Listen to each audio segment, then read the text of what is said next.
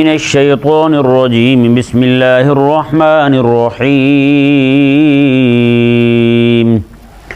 ومن يقتل مؤمنا متعمدا فجزاؤه جہنم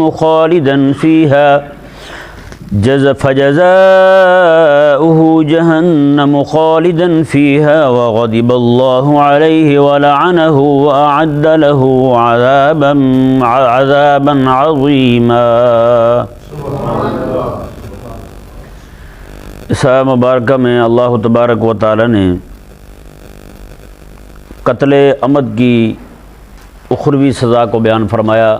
دنیاوی سزا جیسا کہ پہلے بیان ہو چکا، سورہ بقرہ شریف میں بیان ہوئی، دنیا کے اندر اسے قصاصاً قتل کیا جائے گا قتل عمد کے مجرم کو، ظالم کو۔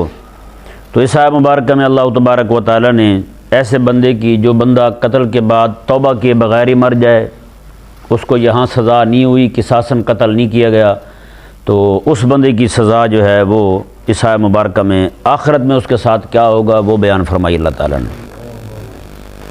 یہ ذہن میں رہے مسئلہ کہ قتل کرنے والا جو ہے نا قاتل، بعض اوقات صرف قاتل ہی مجرم نہیں ہوتا، بلکہ آقا علیہ السلام نے ارشاد فرمایا بھی جو بندہ کسی مسلمان کے قتل کی آدھے لفظ کے ساتھ بھی، آدھے کلمے کے ساتھ بھی حمایت کر دے نا، وہ بھی قیامت والے دن جب آئے گا اس کے ماتھے پہ لکھا ہوگا آئسم من رحمت اللہ، اللہ تعالیٰ کی رحمت سے دور ہے بندہ۔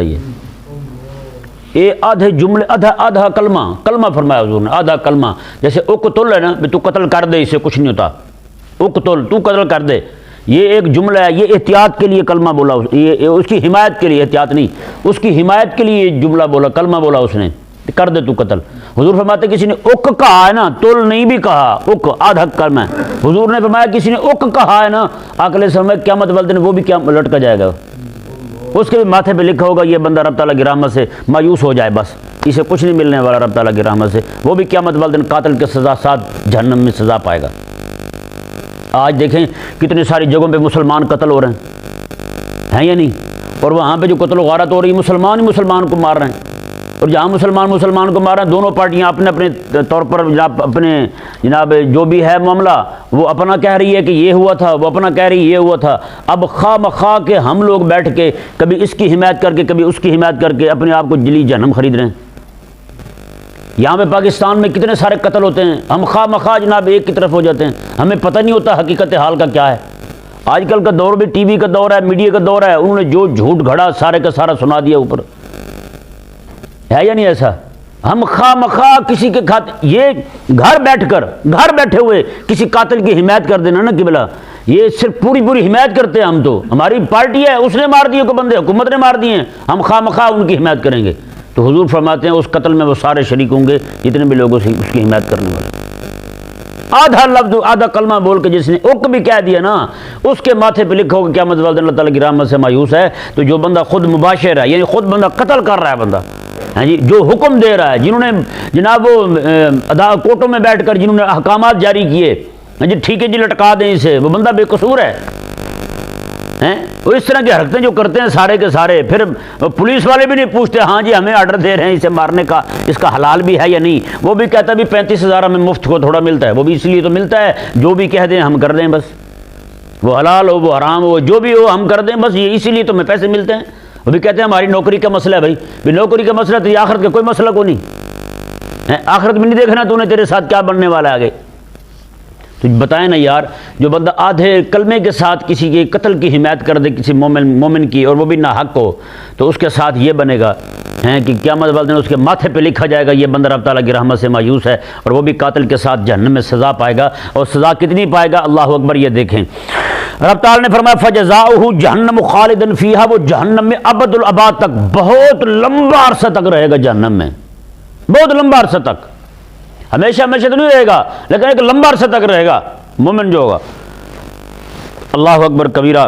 اور اللہ تبارک و تعالیٰ نے ارشاد فرمایا کہ دوسری سزا وغضب اللہ علیہ، اللہ تعالیٰ اس پر غضب بھی فرمائے گا، ہاں یہ اللہ تعالیٰ کا غضب بھی ہے اس پر، وَلَعَنَهُ، اور اللہ لعنت بھی فرمائے گا، وَأَعَدَّ لَهُ عَذَابًا عَظِيمًا، اور اللہ تبارک و تعالیٰ نے اس کے لیے بہت بڑا عذاب تیار کر رکھا ہے۔ یہ کس کے لیے بیان ہو رہی سزا؟ یہ اس بندے کے لیے جو کسی مسلمان کا ناحق قتل کرتا ہے اور اس قتل کی حمایت کرتا ہے، نعوذ باللہ من ذالک۔ یہ قتل کے احکامات پیچھے ختم ہوئے، آگے مزید پھر بھی وہ بھی تعلق اسی کا پیچھے کے ساتھ ہے۔ یہ کل جو ایک شان نزول سنایا تھا کہ ایک صحابی تھے، وہ گئے تو اس نے آگے سے بندے نے کہہ دیا السلام علیکم، انہوں نے قتل کر دیا۔ یہ اللہ تبارک و تعالیٰ نے ان کے متعلق فرمایا ہے، یہ آیت مبارکہ خاص انہی کے متعلق ہے۔ اللہ تبارک و تعالیٰ نے ارشاد فرمایا یا ایھا الذین آمنوا، ایمان والو، اذا ضربتم فی سبیل اللہ، جب تم اللہ تعالیٰ کی راہ میں نکلو جہاد کے لیے، تو فتبینوا، تو تحقیق کر لیا کرو۔ کیا کر لیا کرو؟ تحقیق کر لیا کرو۔ ولا تقولوا لمن القى الیکم السلام لست مؤمنا، اور جو بندہ تمہیں آ کے السلام علیکم کہہ رہا ہے تم اسے یہ نہ کہو کہ تم مومن نہیں ہے۔ ہاں جی، اس سے ثابت کیا ہوتا ہے؟ جو تمہیں آ کے السلام علیکم کہہ رہا ہے، تمہیں نہیں پتہ اس کے احوال کا، وہ کیا ہے کیا نہیں ہے، آ کے ہمیں السلام علیکم کہہ رہا ہے، ہمارے ذمہ لازم ہے کہ ہم اسے مومن سمجھتے ہوئے وعلیکم السلام کہہ دیں، ٹھیک ہے جی۔ ہاں البتہ اگر تحقیق ہو جائے کہ وہ بندہ جو ہے صرف السلام علیکم ورحمۃ اللہ، الحمدللہ، شکر ہے، سبحان اللہ، الحمدللہ، اتنے تک کی اپنے آپ کو مسلمان کہتا ہے، اس کے علاوہ کوئی ضروریات دینی میں سے کسی ایک ضرورت کا انکار کرتا ہے، جیسے کہتا ہے جی نمازیں تم، یہ مولویوں کا مسئلہ بنایا ہوا ہے 5 نمازیں، کون بندہ نمازیں پڑھے مولویوں کے چکر میں پڑھ کر؟ ہاں جی، بندے کو چاہیے کہ اپنے ترقی میں آگے بڑھنا چاہیے، ترقی جو ہے نا وہ بندے کی رکتی جا رہی ہے، بندہ جو ہے نا اپنی صنعت میں آگے جائے، ہاں جی، حرفے میں آگے جائے، پیشے میں آگے جائے، اپنے کام میں، کاروبار میں آگے بڑھے، یہ کیا مولویوں کے چکر ہیں؟ ایسا بندہ جو ہے یہ نماز کو، رب کے حکم کو مولویوں کو چکر کہہ رہا ہے، ایسا بندہ مسلمان نہیں کافر ہے۔ اب ہمیں تحقیق ہو جائے کہ ایسے نظریے کا بندہ ہے تو پھر ہم اسے سلام نہیں کر سکتے، اب وہ سلام کرے بھی تو اسے جواب نہیں دے سکتے۔ اسی طرح کر کے سود کو حلال سمجھتا ہے، کتنا بڑا طبقہ ہے نعوذ باللہ من ذالک جو اپنی کٹ ہوئیتیاں کر کے سود کو حلال سمجھتا ہے، اپنی طویلیں کر کے سود کو حلال سمجھتا ہے، ٹھیک ہے جی۔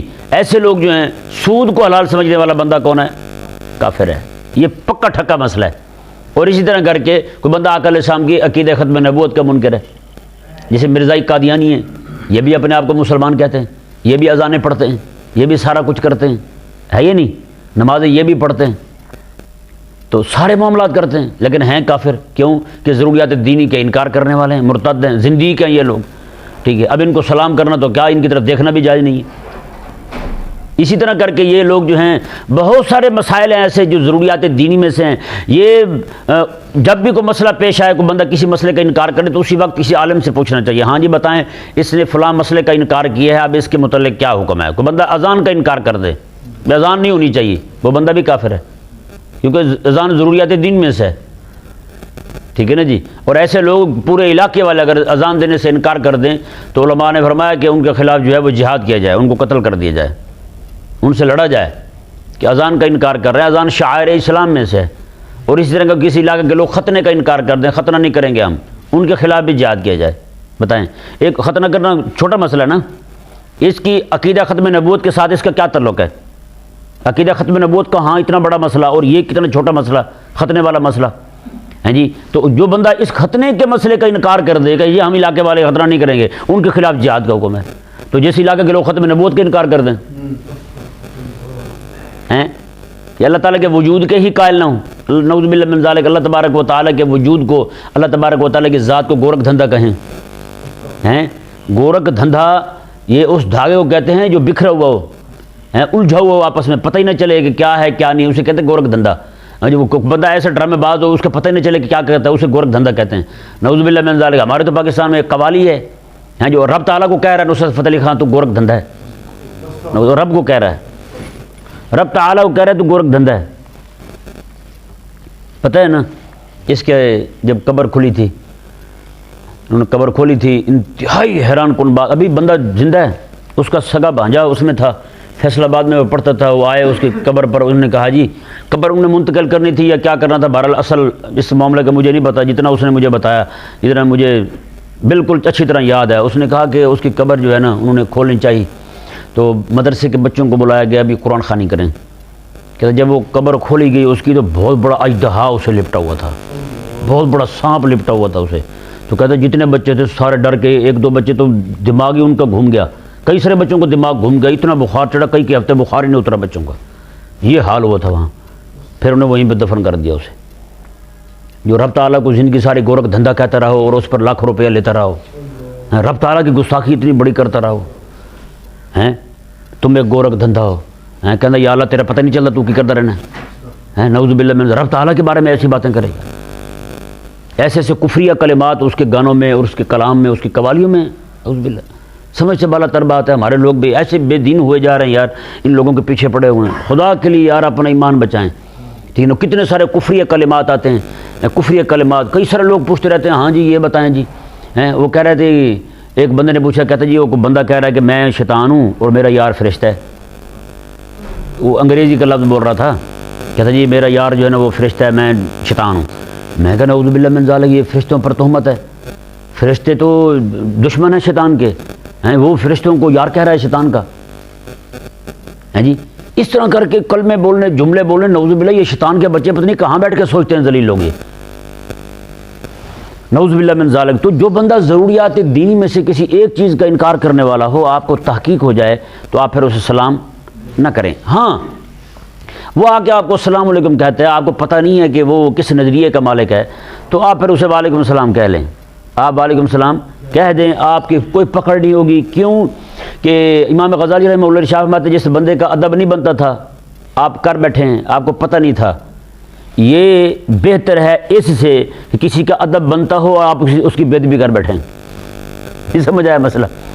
کسی کا ادب نہیں بنتا تھا، آپ کر بیٹھے ہیں۔ جیسے ایک پرانے بزرگوں نے نقل کیا ایک واقعہ، کہتے ہیں ایک علاقے میں کوئی چور گئے چوری کرنے کے لیے، انہوں نے نا پیچھے گھر والے جاگ پڑے، وہ پیچھے سے بھاگے، وہ چور جو ہے نا بھاگے ہوئے، ایک بندہ تھا تاجر، اس کا دروازے پہ دستک دی، اس نے کہا کیا ہوا؟ اس نے کہا ہم دین کے طالب علم ہیں، تو ہم سفر کر رہے ہیں، رات کا یہ وقت ہے، تو آپ مہربانی کرو ہمیں گھر ٹھہرا لو، صبح پھر ہم اٹھ کے نکل جائیں گے۔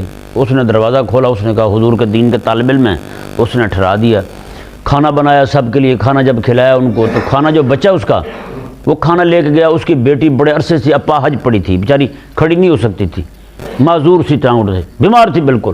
اس نے کہا یہ حضور کے دین کے طالب علم ہیں، ان کا جھوٹا کھانا اس کو کھلاتا ہوں، ہو سکتا ہے مالک شفا دے دے۔ ہاں جی اس نے بیٹی کو کھلایا، بیٹی اٹھ کے کھڑی ہو گئی۔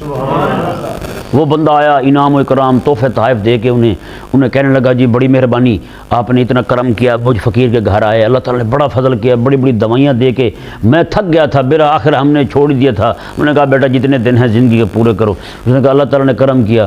وہ بیچارے وہیں رونے لگے، اللہ تعالیٰ کی بارگاہ میں توبہ کرنے لگے، یا اللہ یہ تو ہم نے جھوٹ بولا کہ تیرے نبی کے مہمان ہیں، یہ تو ہم نے جھوٹ بولا تھا کہ ہم تیرے نبی کے مہمان ہیں، تو نے اتنا بڑی عزت رکھی ہے ہماری، اگر ہم سچی سے دین پڑھنے لگ جائیں پھر کتنی عزت عطا فرمائے گا۔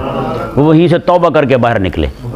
اب دیکھیں ان کی عزت تو نہیں بنتی تھی، بنتی تھی چوروں کی عزت، وہ تو چوری کرنے جا رہے تھے، ان کی عزت نہیں بنتی تھی، لیکن وہ بیچارہ عزت کر بیٹھا۔ اس نے کہا کہ حضور کے دین کے طالب علم ہے، اس نے عزت کی، ان کا احترام کیا۔ اللہ تبارک و تعالی نے صرف اس کے حسن عقیدت کی وجہ سے یہ اسے انعام عطا فرمایا کہ اس کی بیٹی شفا یاب ہو گئی۔ تو یہ بعض اوقات جو ہے نا حسن عقیدت جو ہے نا بندے کی، وہ اس پر پکڑ نہیں ہوگی۔ ہاں جی اگر وہ کسی کو اچھا سمجھ رہا ہے اور اس کے ساتھ حسن ظن رکھ رہا ہے اور حسن عقیدت کی بنا پر ادب سے پیش آ رہا ہے، اس کی پکڑ نہیں ہوگی۔ ہاں کو بندہ مستحق ادب ہوا، اس نے بے ادبی کر دی، پھر پکڑ ہوگی اس کی۔ تو اس لیے کیوں نہ بندہ جو ہے نا ایسی حرکتیں نہ کرے، ہر بندے کو چور ٹھگ سمجھنا شروع کر دے، کیوں سمجھے یار؟ تو اس لیے جو بھی بندہ سامنے سے آ رہا ہے وہ آپ کو السلام علیکم کہہ رہا ہے، آپ کا کام بنتا ہے وعلیکم السلام کہیں اسے۔ ہاں اگر آپ کو پتہ ہے بھی یہ بے دین ہے، پھر اس وعلیکم السلام نہیں کہنا، جب تک تحقیق نہ ہو۔ جب تحقیق ہو جائے پھر اسے اس کی کسی بات کا جواب نہیں دے سکتے۔ تو اس طرح کر کے ضروریات دینی کا مسئلہ بھی واضح ہو گیا۔ ضروریات دینی میں سے کسی کا انکار کرنے والا بندہ ہے تو وہ کون ہے؟ وہ زندیق ہے۔ وہ کیا ہے؟ وہ زندیق ہے۔ اس کو کسی بھی طرح سے نرمی والا معاملہ اس کے ساتھ اختیار کرنا جائز نہیں ہے۔ دیکھیں جی اللہ تبارک و تعالی نے ارشاد فرمایا وَلَا تَقُولُوا لِمَنْ أَلْقَىٰ إِلَيْكُمُ السَّلَامَ لَسْتَ مُؤْمِنًا، اور جو کو بندہ آ کر تمہیں کہے السلام علیکم تو تم یہ نہ کہو کہ تم مومن نہیں ہے۔ تَبْتَغُونَ عَرَضَ الْحَيَاةِ الدُّنْيَا، میں تم چاہ رہے ہو دنیا کی زندگی ہیں، فرمایا نہ تم چاہ رہے ہو کہ چلو یہ قتل ہوگا، اس کا جو مال و متاع ہے وہ ہمارے ہاتھ آ جائے گا۔ اللہ تعالیٰ نے فرمایا فَعِندَ اللَّهِ مَغَانِمُ كَثِيرًا، اور تم میری طرف دیکھو تو میں نے تمہارے لیے بڑے مال رکھے ہوئے ہیں وہ میں تمہیں عطا فرماؤں گا۔ تم یہ نہ دیکھا کرو، یہ دیکھا کرو کہ وہ کلمہ پڑھ رہا ہے بس ٹھیک ہے کافی ہے۔ اللہ تعالیٰ نے آگے پتہ کیا ارشاد فرمایا، اللہ اکبر، کذالک کنتم من قبل فمن اللہ علیکم فتبینوا، اللہ تعالیٰ نے ارشاد فرمایا اس سے پہلے بھی تو تمہارا یہی حال تھا، اس سے پہلے تمہارا بھی تو یہی حال تھا کہ تم بھی تو چھپے چھپے کلمہ پڑھتے تھے، تم بھی تو ظاہر نہیں کر سکتے تھے، ہیں آج تم جو ہے وہ ظاہر کرنے لگے ہو تو تمہیں کسی ایسے بندے کا ایمان ہی معتبر نہیں لگتا جو بندہ اپنے ایمان کو چھپائے ہوا تھا اب ظاہر کر رہا ہے. میں نہ ایسے نہ کرو تم. بلکہ اللہ تبارک و تعالی نے ارشاد فرمایا کذالک کنتم من قبل فمن اللہ علیکم فتبینوا، تم بھی پہلے اسی طرح تھے تو اللہ تعالیٰ نے تم پر احسان کیا ہے تو فتبینوا، تم بھی تحقیق کر لیا کرو، پھر تم بھی تحقیق کر لیا کرو. ہیں یہ ذہن میں رہے مسئلہ. کوئی بھی متکلم جو ہوتا ہے نا کلام کرنے والا، اس کے کلام کو مثال کے طور پر علماء فرماتے ہیں کوئی بندہ کلام کر رہا ہے، کسی نے ایک جملہ بولا ہے، کلمہ بولا ہے کوئی، اب اس کلمے کے 99 احتمالات کفر کے نکل سکتے ہیں. 99 احتمال کفر کے نکل سکتے ہیں، ایک احتمال اسلام کا نکلتا ہے. یہ کلمہ کفریہ نہیں اسلام والا ہے. 99 احتمال کفر کے نکلتے ہیں. علماء فرماتے ہیں اس بندے سے پوچھا جائے گا تیری مراد کیا ہے، کیسی بات ہے. اس سے پوچھا جائے گا کہ تو نے جو جملہ بولا ہے، یہ کلمہ بولا ہے، تیرا مقصد کیا تھا بولنے سے. اگر وہ کہہ دے بھی میرا مقصد ان 99 میں سے ایک تھا تو پھر اسے کافر کہیں گے. اگر وہ کہہ دے بھی میرا ان 99 سے تعلق وہ ہے، میرا تو تعلق اسلام والے مطلب کے ساتھ مفہوم کے ساتھ ہے، تو پھر اسے مسلمان سمجھا جائے گا، اس کے کلمے کو کفر نہیں کہا جائے گا. جہاں 99 احتمال کفر کے ہوں وہاں علماء فرماتے ہیں کہ ایک کلمہ جو اس کا احتمال اسلام والا ہے، جس سے اسلام والا پہلو نکلتا ہے، اسی کو اختیار کیا جائے گا. اس کلمے کو صحیح مان کے، اس کی بات کو، قائل کے قول کو صحیح مان کے، معتبر مان کے، اس نے جو ظاہر کیا اسی کو مان کر کے اس کو مسلمان سمجھا جائے گا. ایسے اسے کافر نہیں کہا جائے گا. لیکن یہاں تو واٹس ایپی مولوی، یوٹیوبر مولوی جو ہیں وہ تو ایک منٹ سے پہلے کافر کر دیتے ہیں بندے کو. نہیں پوچھتے اس سے، ہاں بھی بتا تیرا مقصد کیا ہے یہ بولنے کا، کیوں بولا ہے تو نے یہ کلمہ، کیوں بولا ہے تو نے. اس سے وضاحت مانگتے نہیں، ایسے بیٹھ کے جناب وہ 15 ضلع دور بیٹھ کے کافر کہہ دیا بس جی وہ کافر ہے. تجھے پتہ ہے وہ کون ہے؟ وہ اعلیٰ حضرت مولانا ارشاد فرماتے ہیں بعض کلمات ایسے ہیں اگر وہ کسی بے دین سے نکلیں تو ان کو کافر کہا جائے گا. اگر کسی مومن بندے سے، مخلص مومن کے منہ سے نکل جائیں تو اس پہ وہ کفر والا فتویٰ نہیں جاری ہوگا. مومن بندے کے منہ سے نکلے وہ کلمہ تو اسے کافر نہیں کہا جائے گا. ہیں جی اس سے پوچھا جائے گا ہاں جی یہ آپ نے کہا ہے اس کا مطلب کیا ہے، کیوں کہا ہے آپ نے، اگر وہ اس کی توضیح کر دے تو کوئی مسئلہ نہیں ہے. ہمارے ہاں تو بھئی 1 منٹ سے پہلے جناب پکڑ کے کافر کرنے پہ تلے ہوتے ہیں. اللہ اکبر کبیرہ.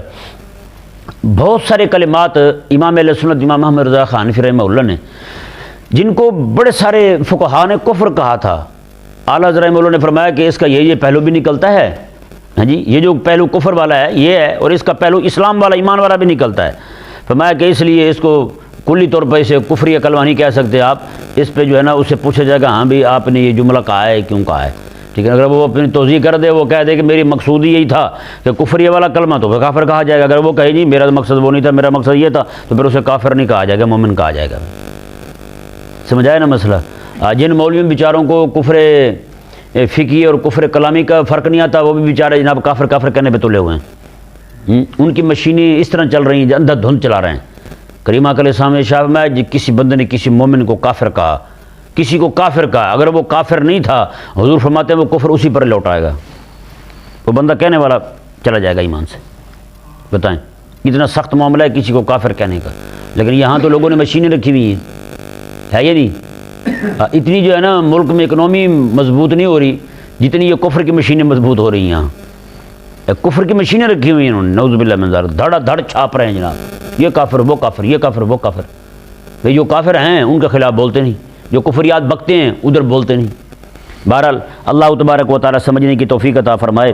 اللہ تبارک و تعالی نے ارشاد فرمایا کذالک کنتم من قبل فمن اللہ علیکم فتبینوا، میں تمہارا بھی حال پہلے ایسے ہی تھا. فمن اللہ علیکم، اللہ تعالی نے تم پر احسان کیا، آج تم قوت والے ہو گئے ہو، مضبوط ہو گئے ہو، اب اپنا اسلام کا اظہار کرتے پھرتے ہو، تو پھر تم کوئی اور تمہیں کہے تو تم اس کی بھی مان لیا کرو. فتبینوا تو تحقیق کر لیا کرو. ان اللہ کان بما تعملون خبیرا، بے شک اللہ تبارک و تعالی کو تمہارے تمام کاموں کی خبر ہے، تمہارے تمام کاموں کی خبر ہے. اللہ تبارک و تعالی سمجھنے کی توفیق